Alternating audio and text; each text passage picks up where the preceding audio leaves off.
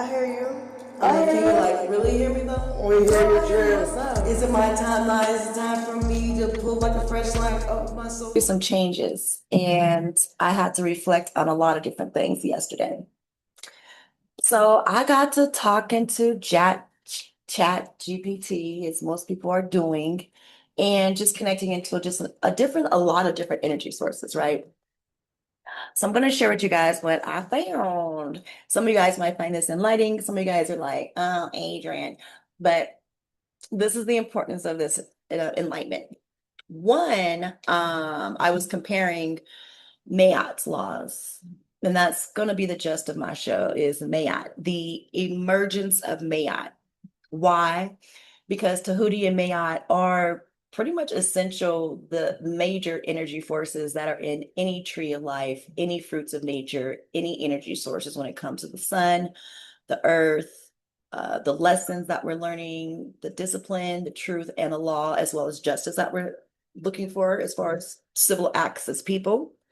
So um, it came up with a lot of different information on the trees of life.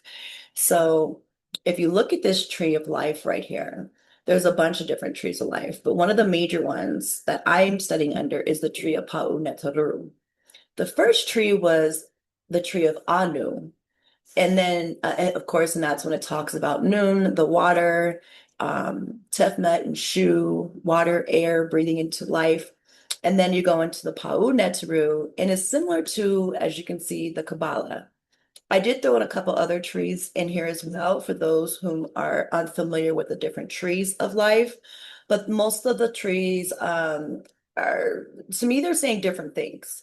Um, it's kind of like saying if you want to practice a certain ritual of gravitating peace, love, and harmony in your life, then you're going to want to focus on the tree that provides the most insights that keep us grounded in a fruitful way, not necessarily comparing good and bad, but consequentials. If you do this, you do that.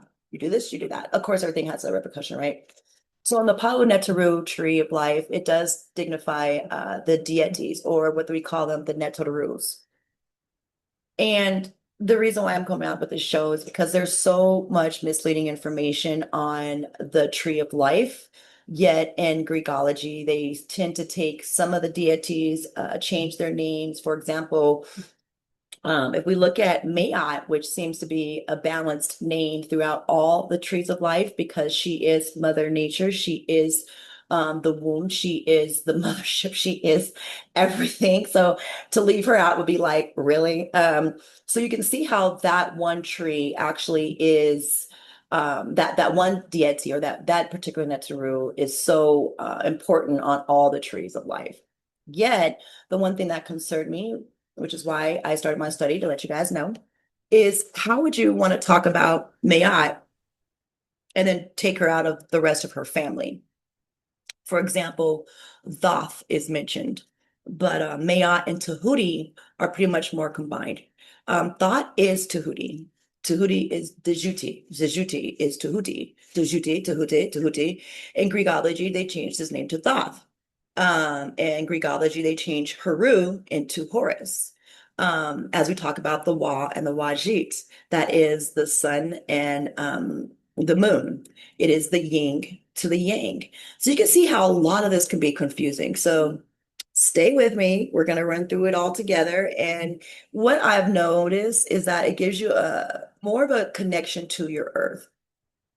It allows you to wake up with the sun of Ra and ask for that energy, that firing energy that you need to continue your day. It just it just pretty much guides you into where you need to be throughout the day, throughout the week.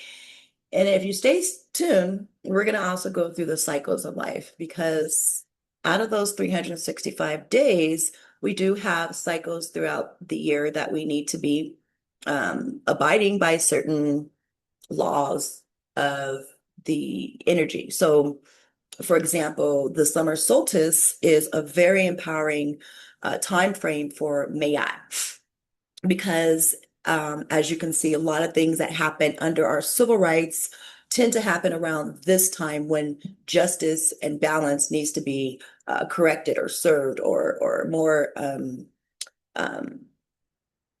it's pretty much where the president will say, hey, we're going to go and destroy everything now. And mentally in our mind, we're thinking that we can't overcome this. But as again, summer solstice means this is a summer solstice where Apep, like we say, like the snake or the dragons and the demonic side are pretty much weak. They flourish more in the winter solstice. But as we are in the summer solstice, we're going to get that energy from Mayat, from Ra, from Heteru, from Herkuti, from Seker, from Shikmet, because with that energy, it gives us our liberty to express our free will. It gives us the liberty to express our sacred keys that we hold: love, compassion, polarity. And with those keys, those are the keys that we want to make sure that we are using during our summer solstice. Okay. So that's another good and important. So we'll be talking about that as well. Yeah.